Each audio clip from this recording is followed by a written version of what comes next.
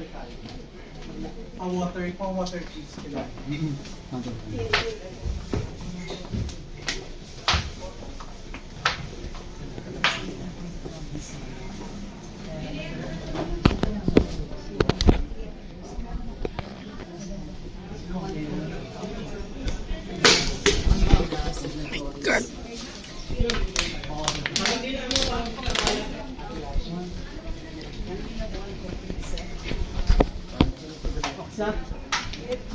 Ready na? Sir Carlo.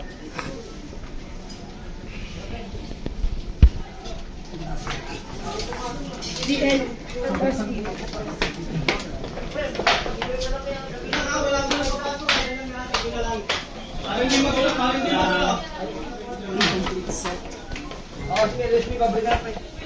Ito lang po lahat sa harapan. Sala pa na muna. Para hindi po sumasok. Ay, wait lang. Busin naman. Mahirap talaga pagpatapat. Mga photo op lang kami. Photo op lang muna. Mike. Mami yung papel. Pababa mo ka. May contacts muna daw po, contacts muna. Wala mo ng may contacts muna. Sir, wala mo ng mic. Photog muna, photog. Wait lang po. Photo op lang. Ma'am, dito na ma'am. Wait lang po. Wait lang po. Wait lang po.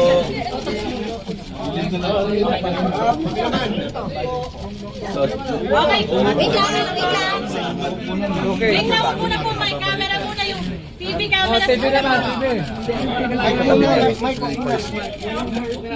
Oh, TV naman. Wait lang. Yan lang, sandali lang. Ma'am, pwedeng harap kayo sa right, sir. Thank you. Sa right po. Ma'am, left nyo daw. Thank you. Thank you. TVs naman po, bago yung mic. TVs naman po. TV naman, kami naman. Kumaya na yung mic. Mamaya po yung mic. TV muna, tapos vloggers ha. Just kidding. Kasi ka magbubulo pag hindi muna naman. TV muna. Ay, ng ating muna. Legit namang vlogger. Find them yung spaghetti after the hearing. Sir, pag gutom na ako. Seryoso na break kami at na niyan. Okay, vloggers naman. Vloggers. Pwede ba? Sorry mama. Gandahan mo po. Thank you ma'am. Yan, pang-post ko. Malim ka, boy. Opo po yan. Thank you so much. Thank you.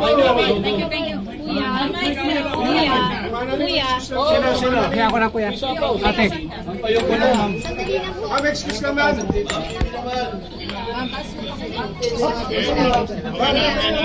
Sino? Okay. Status lang po. Sandali, magbigay lang po kami ng status update. Sige. Sa ngayon po, Sir, sorry patahimikin ko lang sir. Oh, okay na lahat? Bababalik po ng mga mic. Alin ng sapaw? Luwag po tayo, luwag tayo. Buka lang po, ligay na lang kayo kasi... Ma'am, gusto mo yung mic? Ay, yung mic. Sorry. pababa to, pababa. Ibaba po yung cellphone. Sorry po ma'am. Sorry senator. Sorry po. Sige na ma'am. Sige Sino? Sorry po, alam ko po matagal tayo naghihintay, pasensya na po. Pero sa ngayon po, ang status ay hinihintay natin ang ating Secretary General para po i-receive yung impeachment complaint ng ating po mga private complainants, mga citizens at civil society leaders na narito ngayon. Para po ipakilala yung mga complainants, sinatawagan ko po si Senator Laila de Lima. Okay. Ayan.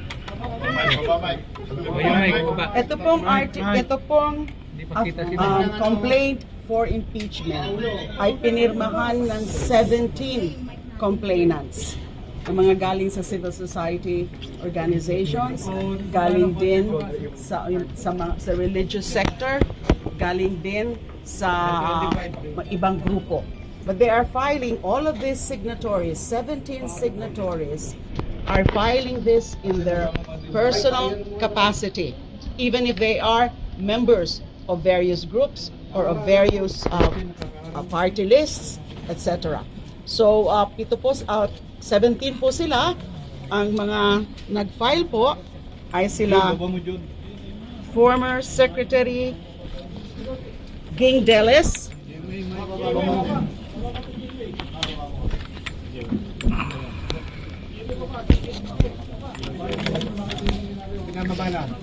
former Secretary Ging Delis, Father Flaviano Villanueva, SVD, Gary Alejano of the Magdalo, and Alice Murphy as the Urban Tour Group,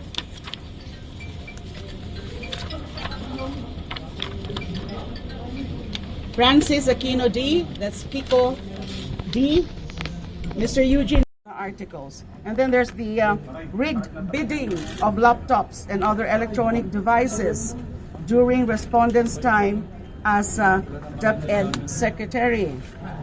And then they were also respondent and members of her family engaged also in bribery and or in the unexplained receipt of hundreds of millions of funds from known drug personalities.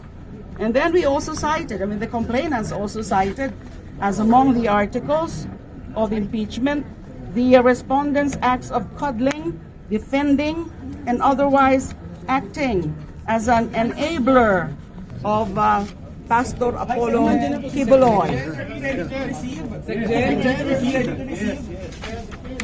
So we will be filing this, and it's good that the section is here already. But how do you feel lang? Kasi si President Bongbong Marcos has already sent a message to Congress. Alam nyo, Pasagutin na natin isang tanong. Isang tanong lang. Wait lang. How do you feel po na, the President has already spoken and he said to the congressman, the House leaders na huwag na natin pag-alalabasin ng impeachment? How do you feel po? under the Constitution, a citizen can actually file an impeachment with a member of the House of Representatives as an endorser. So hindi namin tinitingnan yung mga ganyan because ayaw nga namin yan na maging, ma-perceive kami as favoring any of the political protagonists now, diba? Talagang decision po ito ng mga individual na mga nag-file coming from various groups. Ayaw namin kumumpas o sumama sa kung anuman na mga moves nila ng mga nasa gobyerno ngayon, including the president. We cannot be